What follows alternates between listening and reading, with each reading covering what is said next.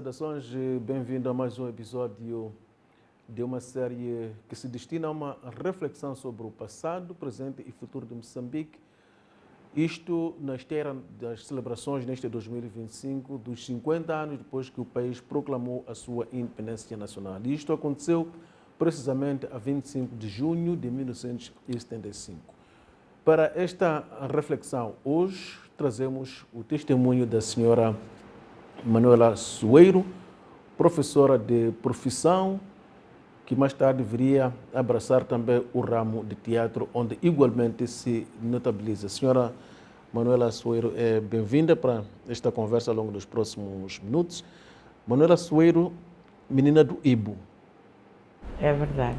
Do Ibo e também aqui do Lourenço Marques, agora Maputo, não é? Mas como é que se explica isso? Para o benefício da nossa audiência. Menina do Ibo, província de Cabo Delgado, nas belas terras do arquipélago das Quirimas, não? Nas Quirimas. Das Quirimas, exatamente. E também Lourenço Marques. Efetivamente, onde é que nasce? Eu nasço em Lourenço Marques. Hoje Maputo. Porque a minha mãe, o meu pai, portanto, era do Ibo. E veio para Lourenço Marques e conhece a minha mãe, que era enfermeira. E casam-se, não é? Minha mãe fica grávida e então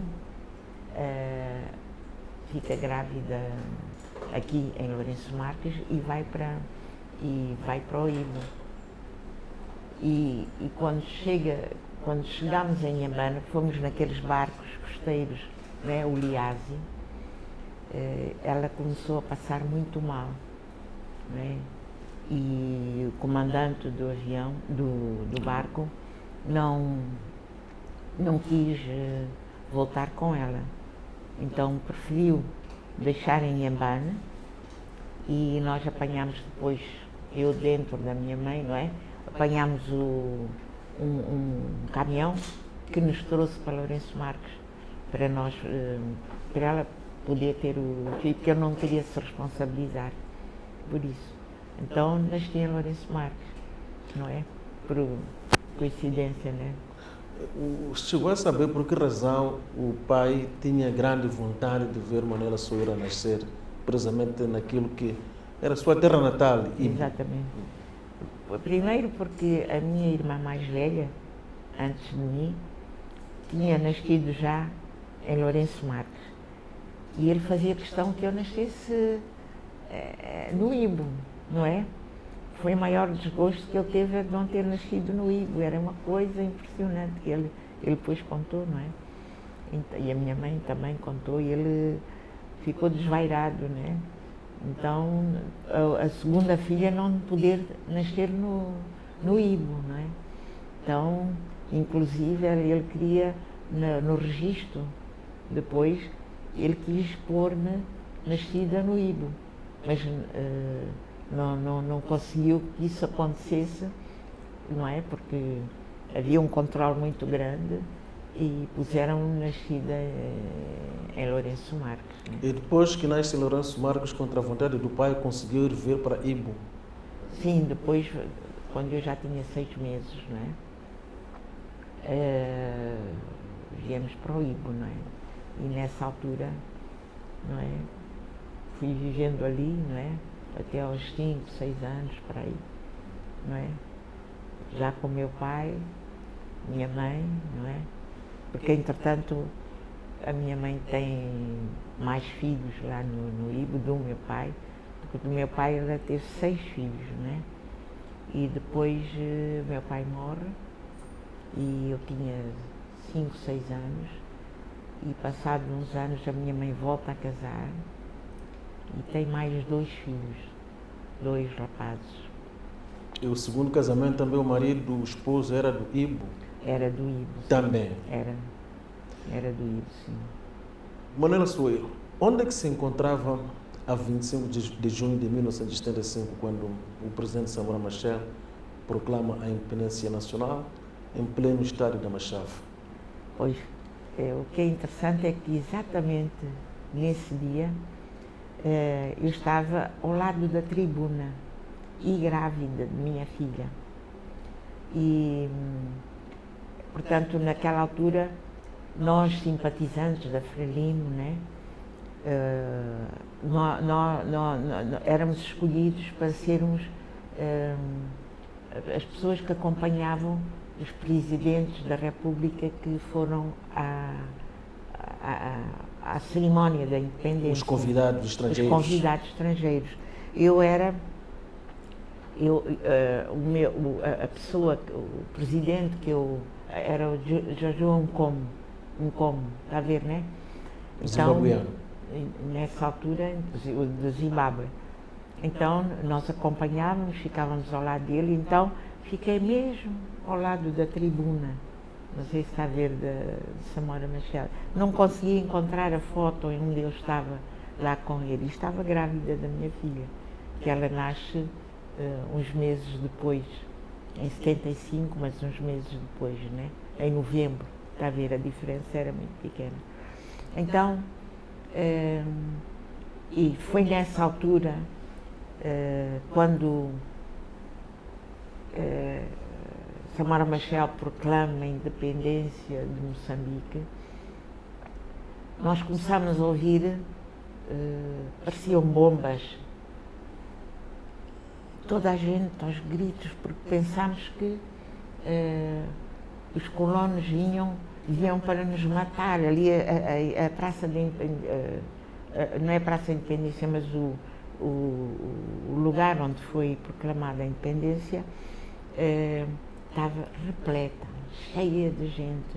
Nós começámos a pensar que não queriam que nós tivéssemos a independência, tudo a querer fugir, mas até que houve uma informação para toda a gente ficar sossegada, porque aquilo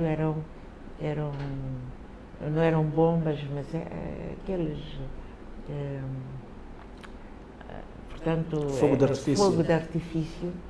Por acaso até a gente parecia que queriam mesmo que nós não tivéssemos independência. Não imagina, todos nós a chorar, agarrarmos uns aos outros, quer dizer, porque não aceitámos, não estávamos a aceitar, já estávamos com aquela alegria da independência, né? O Samora a proclamar, não é, que éramos independentes e tal, e depois de repente aquelas bombas, fogo de artifício que nós não percebíamos nada, nunca tínhamos ouvido, né? Então foi um momento muito dramático aquilo. Diz que esteve no estádio da Machava, já era militante da Frelimo. Quando é que começa a militar? Bem, eu não posso dizer que era militante da Frelimo, era simpatizante. Simpatizante. Não é? Porque eu não vivi na luta armada, não estava lá, mas já tinha algumas, tinha tido algo, porque eu estive a estudar, fui para Portugal, fiz o curso de Educação Física em Maputo, de instrutor de Educação Física aqui em Lourenço Marques, e depois, para ter uma graduação maior, eu tinha que ter um determinado qualificação para poder ir para Portugal, para Lisboa, para fazer o curso superior de Educação Física, no INEF. Portanto, era o Instituto Nacional de Educação Física. E é quando eu vou para o INEF, em Portugal, e então ali eu comecei, de facto, porque naquela altura em Portugal também havia repressão, a repressão que era horrível lá, não é? E então eu começo a participar e toda a gente, eu era uma pessoa que era muito atrevida, era contra a situação em Moçambique, não é? Eu vivia num bairro suburbano em Pemba, não é? Que era o Paquitiquete. Eu vivia ali naquela zona e estava cheio de tropa portuguesa, não é? E depois as nossas casas eram invadidas, sobretudo se nós éramos mestiços, não é? Não éramos não éramos brancos nem negros, né? Então a tropa portuguesa invadia as nossas casas, queria entrar e usar-nos, né? E aquilo revoltava-me muito, né? O que a tropa portuguesa buscava nessa invasão às vossas casas? Éramos nós, jovens, não é? E entravam pela casa e eu era contra aquela situação. Eu lembro-me que tinha um ancinho, não é? E pegava no ancinho e punha, vaiava os madalas, como a gente chamava, né? Porque uma das coisas que acontecia, não é? A nossa casa era uma casa de madeira zinco, as outras casas eram, portanto, feitas de colmo, não é? Caniço. Logo ao lado nós víamos os magalas, nós chamámos magalas a tropa portuguesa, a tropa colonial, e eles pegavam nas mulheres, usavam com os maridos lá, e aquilo dava uma revolta incrível, não podia aceitar. Então, quando eles chegavam à minha casa, que era mesmo colada às casas de outros, eu estava muito revoltada e pegava no ancinho, na pá, aquilo que eu tivesse para pô-los dali para fora, porque não aceitava aquela situação. Então, tive ali momentos muito dramáticos, posso dizer, e uma revolta, quer dizer, não pode imaginar, porque nós ouvíamos a voz da Frelium através da rádio, mas tínhamos por baixo e nós ouvíamos, né? E aquilo tínhamos por baixo para não se ouvir fora, e aquilo também nos ajudava a lutar por um Moçambique, está a ver, né? Não importava se éramos mestiços, o que éramos, né? Mas sobretudo nós outros, né? Juntávamos os nossos, porque tínhamos familiares também dali da zona de Cabo Delgado, do Ibo, não é? Então tudo aquilo foi-se acumulando, né? E não aceitar de facto a permanência dos portugueses lá. Eu tinha um ódio absoluto na altura dos portugueses, mas absoluto mesmo, né? Como é que se dá a sua ida a Portugal para ir fazer curso superior de educação física? Então, eu era uma jovem muito ativa. Conseguiu alguma bolsa? É assim, entretanto, eu fiz o curso do INEF, do Instrutores de Educação Física, e nessa altura eu era funcionária pública, era aspirante, né? Porque e então concorri como aspirante. Fico 2 anos como aspirante e tive uma bolsa, não é bolsa, na altura, quando nós tínhamos 5 anos de atividade como funcionária pública, tínhamos direito à licença graciosa. Então, não tenho uma bolsa, mas tenho aquele direito de 5 meses, até 7, a ir a Portugal e gozar a licença graciosa. Recebia vencimento, então, com o dinheiro que eu recebia do Estado, não é? Deu para eu sobreviver ali sem ter bolsa, não sei se está a ver, né? E como eu era muito ativa, não é? Tanto que eu pertencia à RGA, a todas as reuniões gerais dos alunos eram compostos por pessoas muito ativas. E eu era, então, aquelas pessoas diziam: Manuela, como é que tu estás aqui em Portugal, sabendo que aqui há uma repressão terrível? Eu disse assim: eu quero aprender, quero saber como é que vocês fazem a luta, não é? E então eles disseram: Manuela, tu tens que... O próprio diretor que era do Partido Comunista, o que é, disse: Manuela, tu tens que ir para a tua terra, pá, porque tens que defender o teu país, não aqui. Lá é que tu tens que ir. Então, eu fui ganhando, portanto, este vírus, não é?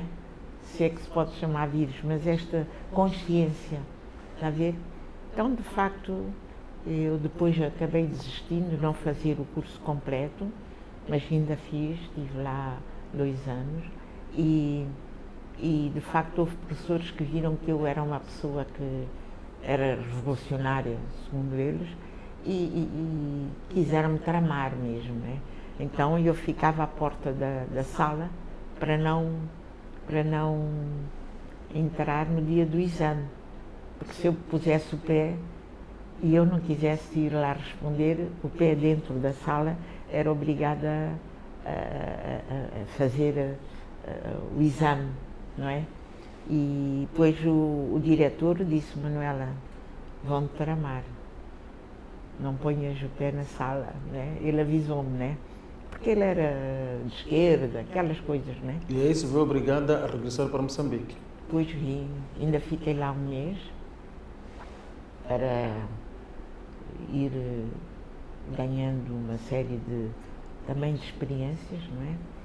E pronto, venho a conhecer uma irmã do meu pai que era do Ibo e tinha casado com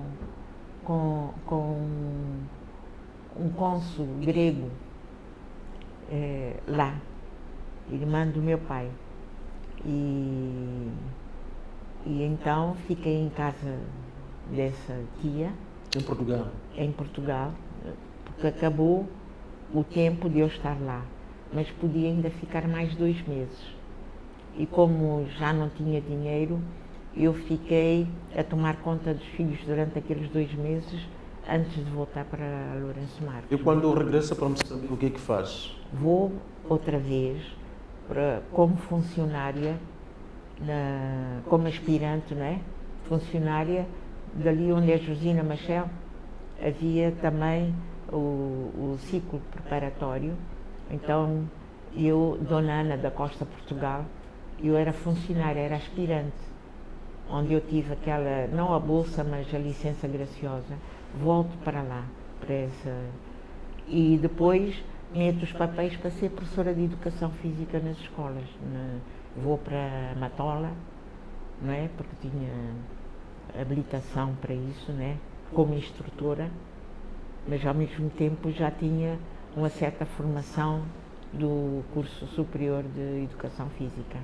E desenvolve esta atividade até a proclamação da independência nacional? Eu sou professora de Educação Física depois na Matola, depois vou para Francisco Manianga, também ser professora de Educação Física, e pronto, dali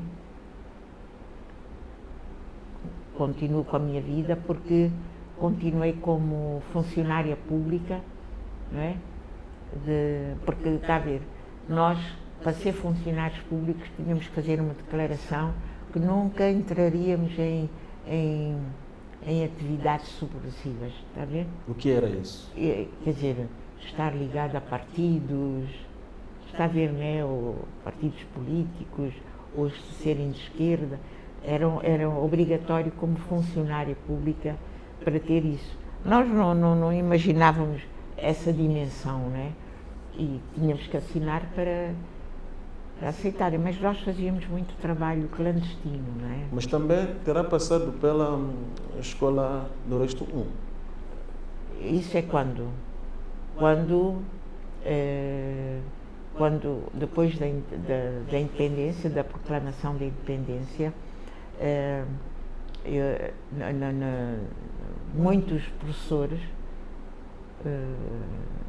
estavam, portanto, muitos professores foram retirados, por exemplo, alguns que estavam na universidade, por aí, e foram professores, não é? Mesmo sem o curso completo, eram professores nas escolas, porque ninguém queria porque houve muitos portugueses que foram embora e portanto não havia professores. Então houve uma grande mobilização para nós sermos professores nas escolas, sobretudo a Escola Noroeste 1, que estava fora, a de Lhanguerme, está a ver, aquelas todas que estavam fora, nós era eu, o Joeli Bombo, o António Prista, o Marmelo, era um grupo, né? Mussatembe, está a ver o grupo que éramos, né? E naquela altura nós, pronto, a independência para nós era qualquer coisa de excepcional, não é? E fomos para lá sem qualquer problema, né? E pertencíamos aos grupos dinamizadores, eu era da OMM, está a ver, né? O Prista era da organização, está a ver, né? Cada um tinha uma das tarefas E então, também ali tínhamos uma certa repressão nas escolas, porque nós não aceitávamos porque no nosso currículo nós tínhamos que ensinar danças tradicionais. Então a escola obrigava que nós dançássemos o Vira, de Portugal, não é? Nós temos as nossas danças. Quais vossas danças? Não, nós começámos a ensinar aos alunos, nós alunos, não vamos ensinar as danças nossas aqui. Tanto que fomos chamados, né? Porque estávamos a ensinar, era macoiela, era xingomano, está a ver, né? E depois também fazíamos a nossa intervenção, né? Agitávamos os alunos, né? Porque os alunos começavam a dizer que os pais gostavam muito, porque as aulas eram feitas em pavilhões que davam para o muro. Então, os pais daquelas crianças ficavam no muro a ver e ficavam muito surpreendidos pela primeira vez a verem os seus filhos a dançarem as músicas tradicionais, né? Ficavam a bater palmas lá, contentes por isso. E nós também satisfeitos porque fazíamos isso. Então tínhamos danças que depois os professores vinham a mocidade portuguesa, nas festas da mocidade portuguesa, ver. Então, as danças que nós fazíamos, então havia aquela dança, depois, está a ver, né? E fazíamos isto com a mão. Depois fomos chamados já à direção. O que quer dizer isto assim? Porque aquilo que vai bater, né? Então, nós dizemos, não, está a dizer que está a fazer carícias. Está a ver, né? O povo lá a ver aquilo, todos satisfeitos, porque pela primeira vez havia-se que havia uma liberdade, de facto, né? Então, nós vivemos estes momentos, não é? Quando vem a independência, então... Pouco antes da proclamação da independência nacional, há aquele levantamento que seguiu a assinatura dos acordos de Lusaka. Que memória guarda desses momentos em que houve levantamento na cidade de Lourenço Marques, no 7 de setembro? Sim, no 7 de setembro, realmente eu estava grávida. E já quase, meu filho nasce 20 dias depois, portanto está a ver, a minha, né? Então, eu não podia estar no 7, mas eu tinha um Fiat pequenino, aqueles mais pequenos que há 600, ok. Dei para o meu irmão, um irmão meu, para ele poder ir para a Mafalala, que eu não podia sair porque ainda estava grávida, né? Então, nessa altura, não é? Nós ficávamos, pelo menos na janela, a ver o que é que estava a passar e víamos, né? A bandeira portuguesa, porque havia carros que pegavam na bandeira portuguesa e arrastavam e a gente a ver das janelas, né? Eu vivia no 24 de julho, né? Estava lá e não podia participar, porque estava... E então, para nós era aquilo que nós pudéssemos ajudar, não é? Não é? Com mantimentos para mandar para Mafalala, porque era lá que estavam centrados Teresa Caliano, o Aurélio Libon, está a ver a gente que estava ali, não é? E nós apoiávamos desta forma aquele movimento, né? É o 7 de setembro, e depois o 21 de outubro. 21 de outubro foi um massacre terrível, não é? Um massacre que não lembro a história, não é? Estou-me a lembrar na altura, Joaquim Chissano, que estava o primeiro-ministro do governo de transição. Do governo de transição, quando fez aquele comício na Praça Touros. Foi um comício muito interessante, porque nós fomos lá para o comício, não é? E então era preciso preparar a independência, porque era o governo de transição, não é? E depois era preciso preparar a independência. E então, na altura, lembro-me que assim, isso pode-se ver nas próprias filmes que foram feitos na altura. O que era interessante era Joaquim Chissano a dizer: nós, quando formos tirar a bandeira, a explicar ao povo, né? Lá o lugar, né? A Praça Tour estava cheia embaixo, no chão, lá em cima, né? Toda a gente estava a assistir. Perguntava, Joaquim Chissano perguntava: olha, quando nós tivermos a independência e a bandeira descer, como é que a gente vai fazer?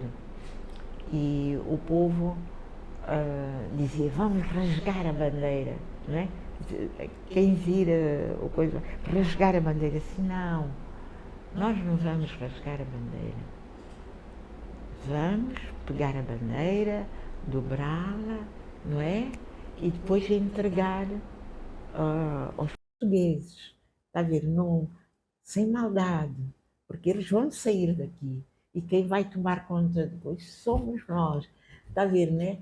Depois eu voltou a perguntar à população toda que estava ali: então o que é que a gente vai fazer? E depois era ver as pessoas todas a dobrar a bandeira e depois a entregar a bandeira.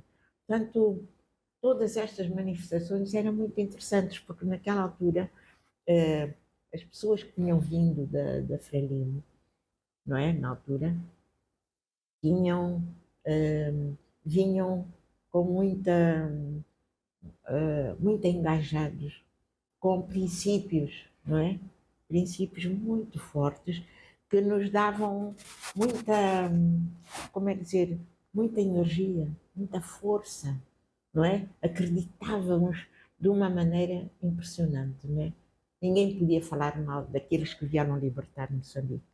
Era impossível, porque não vou dizer que eram como deuses, mas eram alguém que nós partilhávamos, porque era uma entrega total.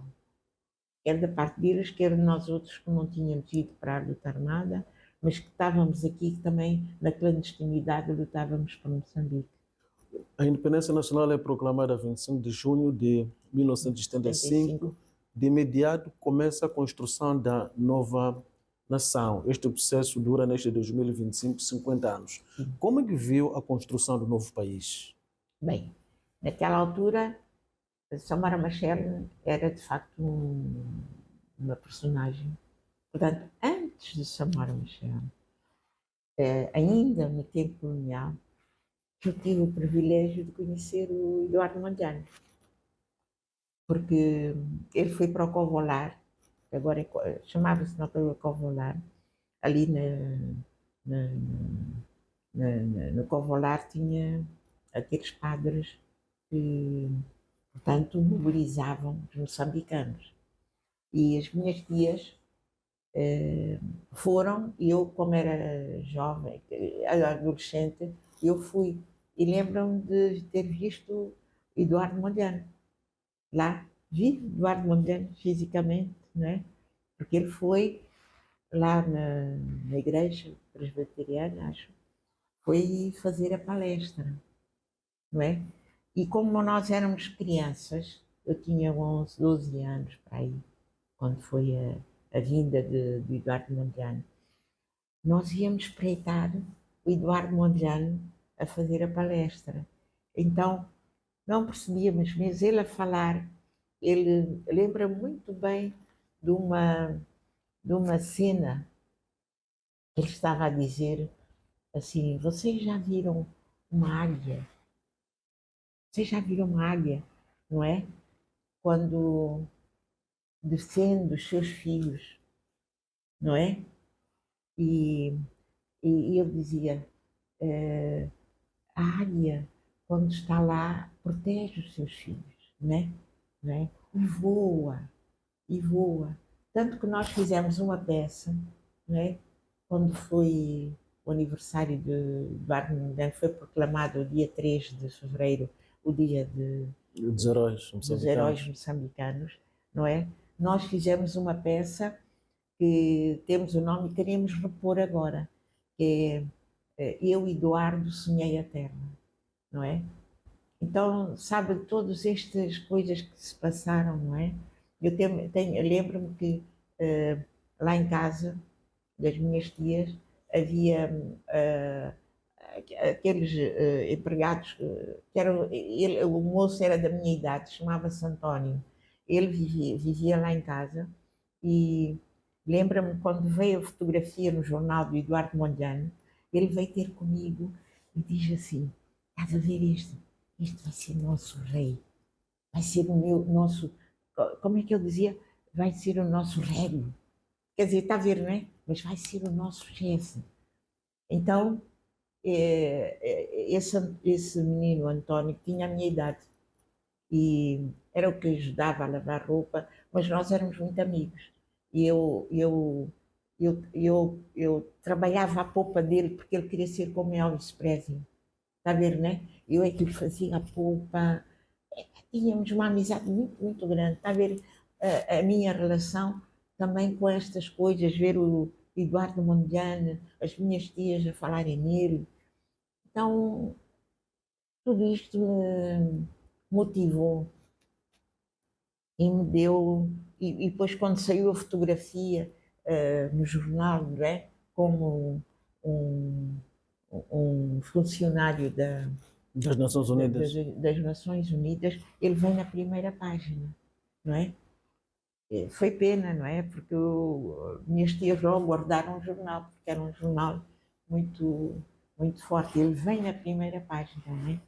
Então, está a ver, eu vivi muitos momentos muito, não é? Muito ligados a, quer antes da independência, quer depois, durante, não é? A chegada de Mondlane aqui a Lourenço Marques, né? Que ele esteve lá, nos vários sítios, né? E como é que acompanhou a chegada de Samora Machel naquela viagem triunfal do rumo a Maputo? Bem, eu estava cá, coisas, foi uma. Portanto, nós íamos seguindo, não é? Todos nós engajados no processo, né? E, e depois o discurso de Samora Machel era qualquer coisa de excepcional, né? Qualquer coisa. Portanto, ele a falar, quer dizer, eu tinha uma força interior e, quer dizer, não havia dúvidas, não havia dúvidas. Ele queria, tanto aquela frase que ele diz, aquela frase que ele diz, o povo é meu patrão, que nenhum se pega nisso como se fosse dele. Temos isso escrito naqueles grandes comícios. O povo é o nosso patrão. E entre os dois presidentes, quem é que, na sua opinião, cumpriu de forma efetiva? Foi Samora Machel, não tenho dúvidas, né? Não tenho dúvidas, né? Porque Samora, de facto, era uma pessoa que era uma pessoa fenomenal, não é? ele portanto, ele acreditava naquilo que dizia, naquilo que fazia, e o povo de facto era o seu, era de facto que ele defendia, não é? Aquela ofensiva que ele fez, não é? Ofensiva política e organizacional. Então, fizemos uma peça de teatro com isso, pá. Também pegar, não é? Ele a ir aos bares para acabar com a bebedeira, com não sei quantos, porque as pessoas compravam as caixas e metiam debaixo da mesa para... Depois eu lembro-me que uma das cenas, ali no Alto Maié, havia um bar que era muito popular, né? As pessoas não podiam beber de qualquer maneira. Então compravam caixas de cerveja, punham debaixo de cada... Então o Samora aparecia nessa ofensiva, aparecia nos bares, ia ali para o lado do Alto Maié, aquela zona toda, não é? Estava cheio de bares, né? E ele chegava e as pessoas, alguns fugiam para as casas de banho, não é? Estavam a beber, mas pegavam nos copos e tudo punham debaixo da mesa. Então Samora ia bater na casa de banho e depois as pessoas que estavam lá, moçambicanos, começavam a perguntar, e o Samora ali nas casas de banho à espera para ouvir. E as pessoas que estavam na casa de banho perguntavam: então, ele já saiu? E Samora mandava as seguranças dizer que sim, que já saiu. Quando abria a porta, não é? Está a ver, o Samora estava ali na porta. Está a ver? Então as pessoas eram apanhadas assim, não é? Então isso tudo era fotografado, né? Naquela altura não sei se não havia filmes nem televisões, né? Então vivemos esses momentos, depois vinha nos jornais a contar estas histórias, né? Manuela Soeiro, a construção de Moçambique já leva 50 anos, meio século. Como é que acompanhou este processo da construção do país até os dias de hoje? Portanto, todos aqueles 10 anos de Samora foram, para mim, não é? Algo fora de série. Era só ver as massas, não é? Naqueles comícios ali no Estádio da Machada. Era uma coisa impressionante, impressionante. Samora conseguia, ele quando falava não precisava de papel. Cada vez que a gente saía de lá, e devo dizer que havia os comissários políticos, que era o caso do Armando portanto, Guebuza, Armando Panguene. Sim, mas o Guebuza, estou-me a lembrar do Guebuza. O Guebuza, portanto, também estava nesse processo depois, né? Era comissário político e naquela altura ele também, muitas, está a ver, havia metáforas que eles pronunciavam, que eles nos comícios que faziam, né? Naquelas reuniões sectoriais e que nós ouvíamos, né? Havia aquelas metáforas que eles falavam sobre o, o desenvolvimento, portanto, a baixa corrupção, está a ver? Depois Samora consegue fazer aquele banco de solidariedade, está a ver? Em que todos nós dávamos 50 meticais, 100 meticais do nosso vencimento para se poder conseguir dar às pessoas mais desfavorecidas um dinheiro. Só que depois esse dinheiro foi aproveitado, está a ver? Não houve controle. Logo que não há controle, acabou. E, portanto, nós ouvimos dos grandes Marcelino dos Santos, Guebuza, Joaquim Chissano, nessa altura, aquilo que diziam para nós era como lei, não é? era aquilo que a gente queria ouvir, era aquilo que a gente defendia. E nós próprios, quando estávamos a falar com os alunos, né, como éramos professores, nós empregávamos aquelas metáforas que eles diziam, não é? Para também servirem-nos de exemplo para nós podermos justificar que aqueles que vieram da luta armada também lutaram por Moçambique. Portanto, foi um momento para nós outros que não tínhamos estado na luta armada, era um momento de glória.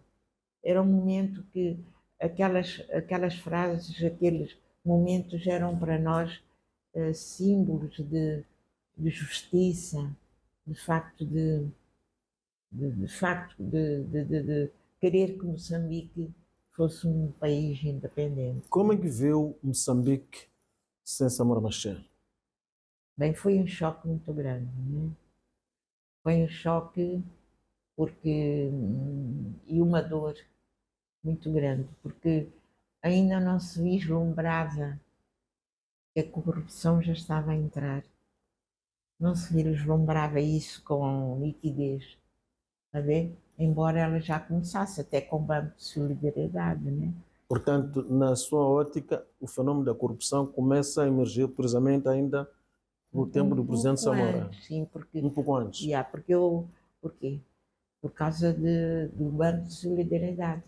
Como não havia controle, a gente não sabia se o dinheiro tinha sido entregue aos fins que estava proposto, né? Então, mas de qualquer modo, houve gente que começou a falar. E depois, não só os grupos dinamizadores, havia muita gente que entraram, que não eram quer dizer, que entraram para o oportunismo. Eu própria esteve na Escola Noroeste, algumas vezes defendia, porque eu era da OMM. Primeiro fazia parte do grupo dinamizador e era da OMM. E então, o que é que acontecia? Eram os professores que começaram a ter relações com jovens, relações sexuais com jovens, né? Engravidar. E todas aquelas mães vinham ter comigo a dizer: a minha filha ficou grávida de um professor. Não sei se está a ver, não é? O assédio sexual nas escolas não começa hoje. Não, não. Já naquela altura havia professores que já estavam e havia crianças que depois, para dizer quem era o pai, tinham que dizer quem eram os professores. Manuel Soeiro, o sonho dos libertadores, o sonho da geração de 25 de setembro, certamente que passava pela conquista da independência nacional, que viria a ser proclamada há precisamente 50 anos. Por outro lado, era sonho dos libertadores um Moçambique próspero. Desde o ponto de vista da prosperidade, que foi um dos maiores sonhos dos libertadores, acha que se concretizou? Eu acho que no início, quer dizer, eu penso que o problema da corrupção, que depois foi atingindo níveis mais elevados, né? O sonho começa, quer dizer, era uma capa. Não, de facto, né? Inicialmente havia um grupo dentro da Frelimo que, de facto, esses princípios de facto eram verdadeiros, eram pessoas que de facto denunciavam de uma forma ou de outra, mas de uma forma até muito entre, entre a própria Frelimo, está a ver, né? E, e depois a coisa começa a degradar-se cada vez mais, porque depois começam a ver que dominar esta coisa de partido único, não é? Antes de haver, quando a Renamo surge, né? A África do Sul e a Rodésia estavam aflitos, porque era comunismo, então faziam tudo para acabar, para haver, né? E apoiar dissidentes, não é? Mas antes disso, logo no ano de 75, acho que a data eu fixei 18 de dezembro de 75, à primeira rebeldia aqui em Lourenço Marques. Houve um choque muito grande com Samora Machel, não é? E depois começam a haver dissidentes, porque foram formados antes vários grupos, não é? O Dinamo, está a ver, não é? Aquela coisa da Joana Simeão, todos esses partidos começaram a surgir assim clandestinamente, mas que começaram a ter problemas, não é? Então a primeira revolta, de facto, é em 18 de dezembro, nunca mais me esqueci dessa data, né? Portanto, começa a haver a primeira rebelião contra o sistema, não é? Portanto, é desta rebelião que emerge a guerra que viria a durar 16 anos. Exatamente. Manuel Soeiro diz que era simpatizante da Frelimo até a altura da proclamação da independência nacional, esteve presente no estádio da Machava a testemunhar o grande acontecimento. Nesse tempo, certamente que sonhava com Moçambique. É com este Moçambique que sonhava? Com este que estamos agora a viver? Claro que não. Claro que não. Claro que não. O que é que não aconteceu que na sua ótica devia ter acontecido, que era o seu maior sonho? Portanto, era distribuição de terras para aquele povo. Não era muito, 10 mil pessoas, 10 milhões, não é?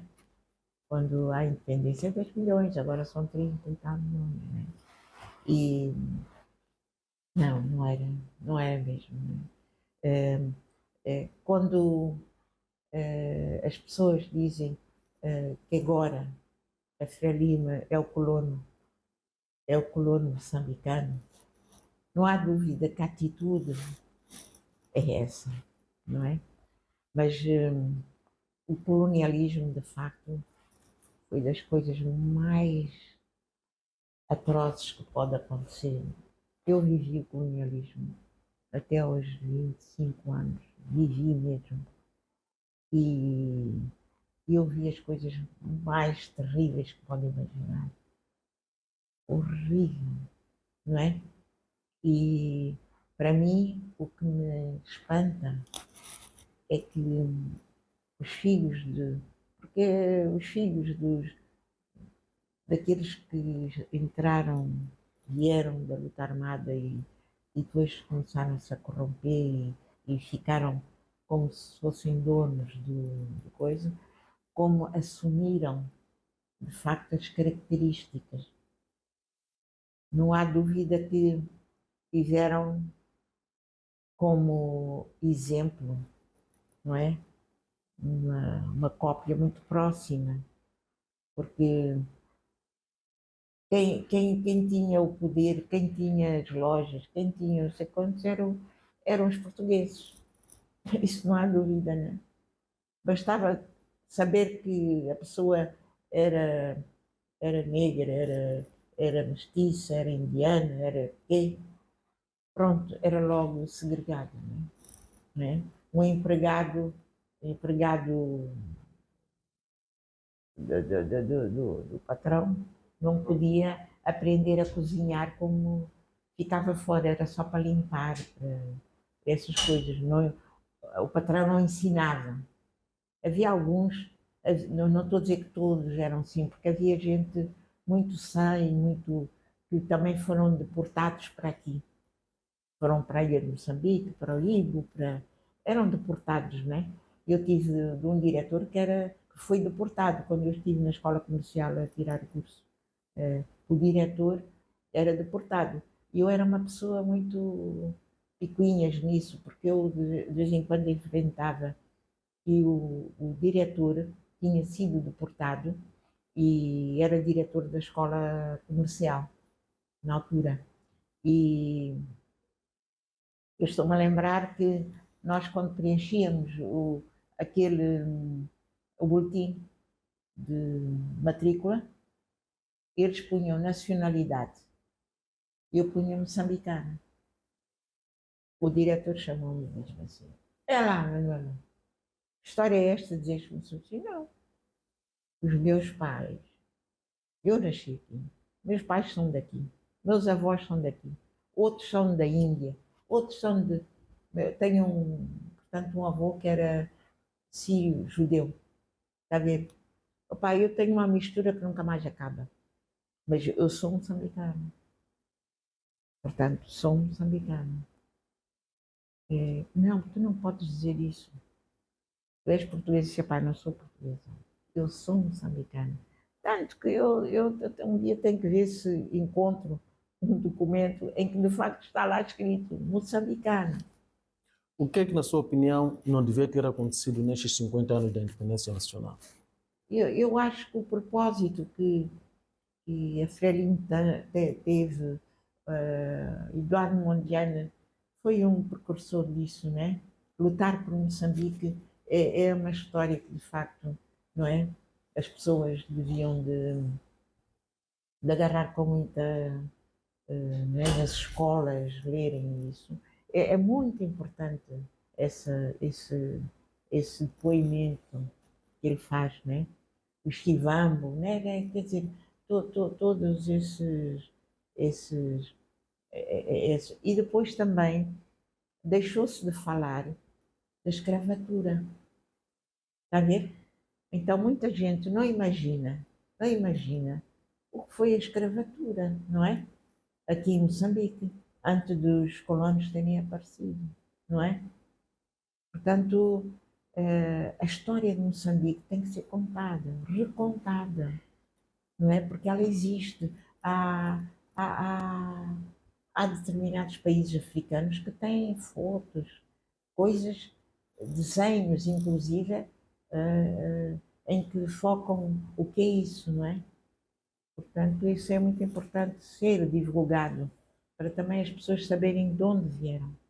Quais são as ameaças que identifica para o futuro de Moçambique 50 anos depois da independência nacional? Eu acho Ou não que existem? não, elas existem. A ameaça é de facto, há uma coisa que aconteceu, é que de facto as pessoas começaram a ficar com muito medo da Frelimo. Isso é um facto, porque ou tinha que ser da Frelimo, ou se não fosse, pronto, tinha que. Então, o que está a acontecer agora é que as pessoas estão a ver que têm que saber, todos nós somos donos de Moçambique, não é? Quando se diz que Moçambique é nosso, isso é facto. Quem nasceu aqui, quem viveu aqui, é Moçambique, a riqueza, portanto, é como uma família, não é? Quando os pais cresceram, que depois dividem, vamos lá, todos os bens que foram adquirindo pouco a pouco, ou por trabalho, alguns por corrupção, né? Mas outros pelo trabalho, pelo seu desenvolvimento, coisa, depois é dividido pelos próprios filhos, né? As casas, sei lá, os bens, não é? Então, o povo, de facto, não era ninguém, não é? Portanto, não teve nem sequer distribuição das terras onde estavam a viver, não é? Então, isso foi das coisas piores, não é? Como é que quilómetros e quilómetros de terra arável, sem ser com riquezas, não é? Não foram aproveitadas para o desenvolvimento do país, não é? Manuel Soeiro, e aquilo que mais gosta de fazer na atualidade, o teatro. Como é que contribuiu o teatro para a construção da nova nação 50, nestes 50 anos? Portanto, o meu pai fazia teatro lá na Ilha do Ibo. E ele era uma pessoa que nós não podíamos assistir porque ele fazia um teatro para adultos, né? Mas havia coisas que ele fazia que eu gostava muito de fazer. Então, foi uma coisa que me foi criando o gosto pelo teatro, né? E quando me apercebi que o teatro tinha uma função tinha um poder de comunicar e de mostrar através de personagens fictícias ou até verdadeiras, não é? O que não estava bem, não é? Eu comecei-me a dedicar no teatro, ao teatro, né? Porque vi que era uma ferramenta muito forte, né? Tanto que nós começámos, quer dizer, antes da independência, havia aquele teatro que os portugueses faziam e eu não me identificava absolutamente nada com ele, porque não tinha nada a ver com a nossa realidade, né? Como moçambicanos, né? Eram peças portuguesas, europeias, que, se bem que a gênese, vamos lá, do teatro considerado os gregos, os romanos, uh, todos, né? Mesmo aqui na África, né? A gente via através do mapico, das máscaras, não é? Que eram a forma de criticar, né? E eu muitas vezes digo, ainda bem que muitos dos nossos dirigentes, né, da Frelimo, até não gostavam do teatro, diziam que aquilo era brincadeira. Aquilo é brincadeira, aquilo não é coisa, né? Mas ainda bem que nem iam assistir, alguns iam assistir, não é? E como Marcelino dos Santos, o próprio Joaquim Chissano, okay? Eles iam assistir às peças e depois eles utilizavam as nossas metáforas, os nossos caminhos, está a ver? Porque o teatro tem essa função, é um serviço público. A gente não deve menosprezar, não é? Eu digo ainda bem, porque senão fechavam-nos a casa. Não, como não estavam lá, porque era coisa de brincadeira, não é? Então, as máscaras que representavam determinadas personagens, que representam o Chiconhoca, por exemplo, né? O inimigo do povo. Então, inimigo do povo, né? Nós estamos a fazer peças agora com Chiconhoca. Muito obrigado, Manuela Soeiro, pela sua disponibilidade para esta partilha de memórias sobre o passado, presente e futuro de Moçambique, 50 anos depois da proclamação da independência nacional. Manuela Soeiro, docente de educação física e mais tarde grande paixão pelo teatro, sendo que é aqui onde continua e de forma bastante destacável. Obrigado para si, estimado telespectador, pela preferência. Continue ligado a nós e fique bem.